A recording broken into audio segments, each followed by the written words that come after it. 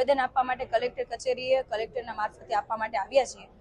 આપણને બધાને ખબર છે કે છેલ્લા 30 વર્ષથી ભારતીય જનતા પાર્ટીની સરકાર ગુજરાતની અંદર છે, પરંતુ દિલ્હીની અંદર જ્યારે ચૂંટણી આવે છે તો ત્યાં મોટી મોટી વાત કરવામાં આવે છે કે જે અત્યારે અરવિંદ કેજરીવાલ દ્વારા જે સુવિધાઓ હાલમાં અપાઈ રહી છે એમની એવી સુવિધાઓ ગુજરાત મતલબ દિલ્હીમાં ચાલુ રહેશે। ચૂંટણી આવે છે એટલા માટે, એટલે કે બહેનોને 2500 રૂપિયા દર મહિને, પ્રસ્તુતા મહિલાઓને 21,000 રૂપિયા આપવાના, વૃદ્ધોને પેન્શનો ચાલુ કરવાના। તો છેલ્લા 30 વર્ષથી ગુજરાતની અંદર સરકાર છે, તો અહીંયા કેમ કોઈ સુવિધા નહીં? 30 વર્ષથી લોકોએ ખોબલે મત આપ્યા છે, તો અહીંયા કેમ સુવિધાના નામે ઝીરો? એટલે આનો મતલબ એવો કે એકને ગોળ ને એકને ખોળ।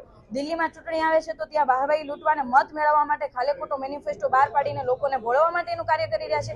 જો એમને ખરેખર દાનત હોય, ખરેખર જો એમને એમ લાગતું હોય કે ભાઈ આ સુવિધાઓ તમામ સુખાકારીની છે, જન કલ્યાણકારી સુવિધા છે, તો કેમ ગુજરાતમાં ચાલુ કરવામાં નથી આવતી?